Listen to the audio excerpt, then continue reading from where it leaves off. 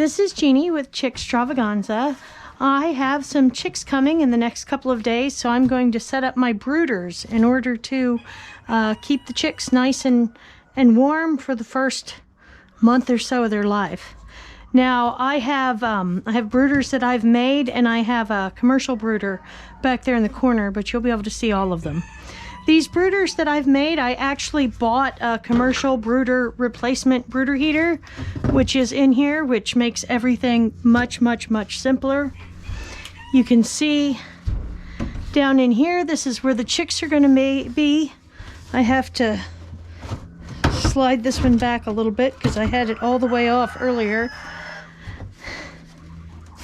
It's important to set up your brooders a couple of days before the chicks come, because you want the heat to be regulated for the chicks, and you want the water to be warm. You can kill your chicks by shocking them with cold water. A lot of people put paper in the bottom or nothing in the bottom. I put sawdust. I put sawdust in the bottom because it absorbs chicken poop very well. And one thing that'll kill your chicks really easily is too much moisture. They get cold and they die, even in a heated brooder.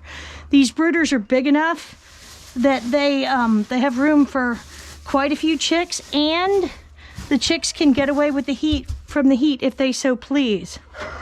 You can buy these metal pans anywhere. They're called the hog pans. I use the hog pans to get the water up just a little bit so that the chicks don't fill it with sawdust. So this water will sit in here for the next day or two, depending on whether the chicks come tomorrow or the day after. Here's a feeder. I don't really need to put the feeder in until the chicks get here, but I just put it in so that everything is all ready. So this brooder is ready. I don't know if you can see the thermometer, but I've got it at 96 now. It should raise up a few degrees. Ideally, you want it between 95 and 100 is usually fine, but I like to, at least for the first week the chicks are here, I like to keep it at around 98, 99 degrees. So, and also the lid has been off of this, so it's a little bit cooler than it might have been. So I'm going to move on to the other two brooders. These are my guinea pigs. They're being fabulous because they can't help it.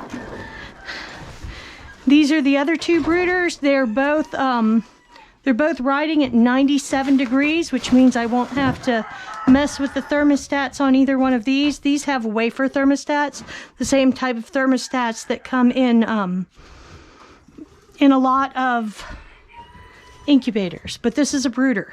Like I said, these ones I made, these are called these are butterfly vents, and they work fantastic. And I can also prop these open if I think it's too warm. Sometimes it depends on the weather. If the weather is really hot, they need to be propped open. Once again, I'm going to fill this with shavings. The last one won't get so many shavings, but you'll see why. These are wonderful. They absorb chicken poop. They keep it nice and dry in here, and if your chicks are a little chilly, they can snuggle down in the sawdust, but they should not be chilly at all in here because it's now it's 99 degrees, but I'm sure it's spiked up because I opened it up and it got the thermometer. You want to try and make sure these are sitting nice and level, because you do not want all the water to run out of these. I put the bigger ones in these bigger brooders because they'll fit, but they unfortunately will not fit in the small brooder. So the small brooder will have one of the smaller waterers. So this is brooder number 2 that's set up and ready for chicks. It doesn't take that much time once you get everything set up, but I've spent the last several hours cleaning up and everything else. I clean it up after it's got chicks in it, but it tends to get dusty. Now this is a commercial brooder, and it's got some cool features, but the features are also issues. Like these sides that open all the way up are really cool, but these are not made to be outside. And whereas I am in a building, it's not a heated building. almost never freezes in here. I don't have any problems keeping this brooder in here as long as I keep these open areas covered. Now these are nothing but floor mats I get from Lowe's. And I use these on the bottom of this because what's going to go in here is bantam chicks, and these squares are just too big for the chicks' feet, or too big so the chicks' feet get stuck in them. So I just use these mats. I used to cut them and try and make them absolutely positively fit perfect, but because we've got a couple of days, these will literally relax down and they'll have nice little edges, which will keep the chicks a little warmer. I have permanently blocked off this side. The whole premise behind this design is you're supposed to be able to slide these up, and you're supposed to be able to put feeders and waterers down the side, but I don't run a truly commercial operation, so it's not ideal for me, so I just don't use them. And I put these mats in here. So this has mats in the bottom, which will keep the chicks' feet safe. I am going to put some sawdust in here. I do not put as much sawdust in this one because I just push the sawdust to the back where the brooder heater is, so that the chicks can, when they rest, they can rest on something a little bit more comfortable. So we have the sawdust, we have the mats down the bottom, and I am going to add the waterer. Yeah, it's really important that your chicks have water as soon as they get home. You want to dip their beaks and get them to start drinking and eating. And because they have 3 days to eat. After 3 days, they just die. They fail. It's terrible. And I've had a few shipments of chicks come in where they didn't get here soon enough and they just all died, and it was very sad. But hopefully these chicks will get here in good time.